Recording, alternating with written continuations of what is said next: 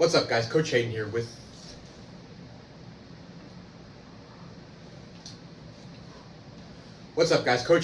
Steel Strength Training, and today we're going to be going into our second installment of our Programming 101 video series. In our previous video, we talked about some of the prerequisites behind programming and the kinds of decisions that we make when we write programs for our clients.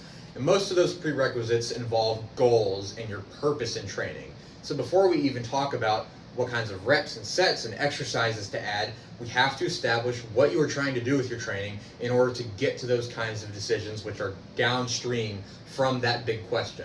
So, based off of that previous video, we're now going to get into some of the terms, the jargon, and the lingo that we use in programming, help you understand what it means and how it applies. So today, we're going to be talking about volume. In order to understand this better, not just in terms of reps and sets, but just conceptually, I'm going to give you a good, really practical example. So think about a time where you were trying to get a really good suntan. Let's say you're at the beach. What are you going to do? You're going to walk out to the sand, lay out your towel, you're going to bask in the sun. So in this example, volume would be the time that you spend underneath the sunlight.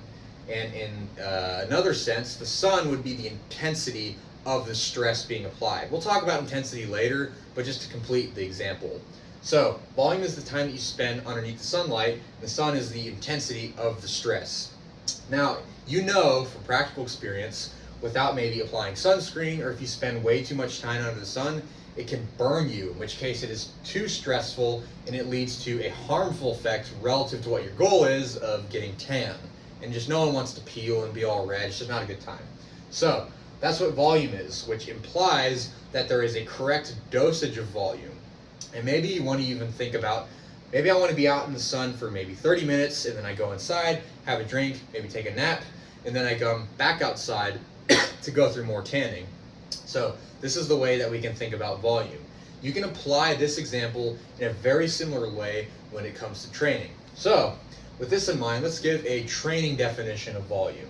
One way we can think about it is in terms of accumulated repetitions. So let's give two very practical examples. The first of which is a barbell squat. So let's say you come into the gym, you get your whiteboard, and you see that I'm doing a squat for 6 sets of 5.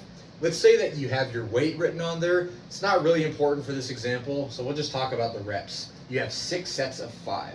So just to do some basic math, you multiply, 6 sets times 5 reps, that's in each of all those sets, that's 30. So 6 times 5 is 30. Great. But let's go a little bit further. Let's pick a different exercise that also involves some of the leg muscles, a lunge, a bodyweight lunge.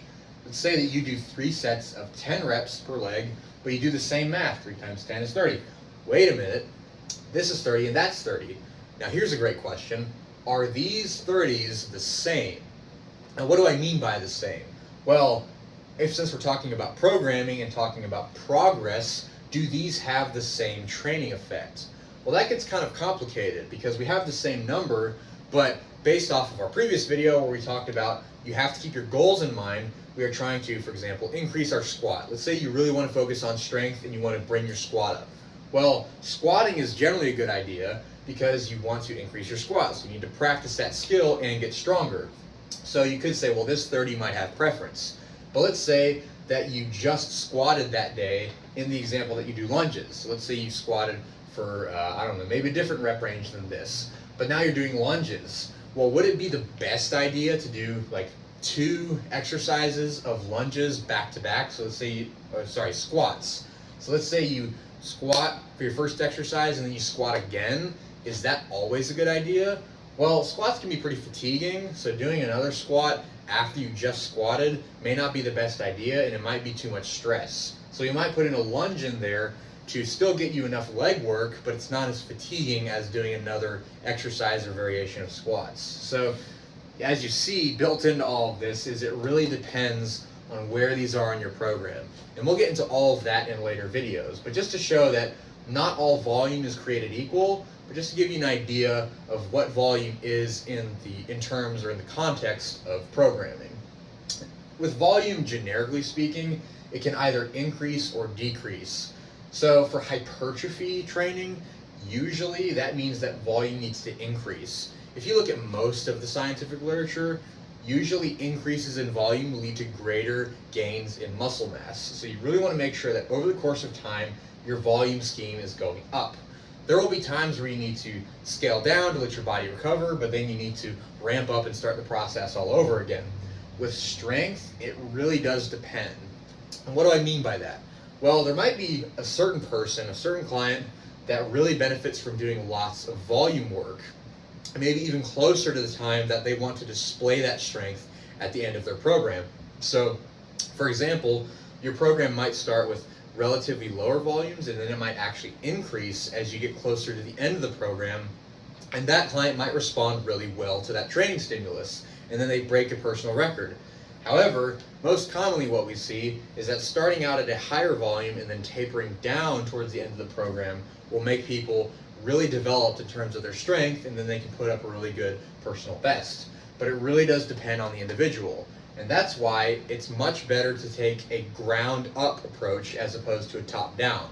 With a top down approach, that means that you build out a program without really much consideration of the individual, and then you force down that program on them and then hope for the best. With a ground up approach, that means that you think about the individual, the lifter themselves. You consider, based off their training history, how do they respond to training? And then based off of that information, you then make their program from that point. So that's the kind of thing that would determine whether your volume would increase or decrease for that person. So this is just a flyover of volume. It's just a duration of stress in terms of accumulated repetitions. There's some context with that as we talked about with these examples, and it can increase or decrease depending on what your goals are. So that's a brief definition of volume. We'll get into other terms in later videos. Thanks for tuning in. Catch you guys next time.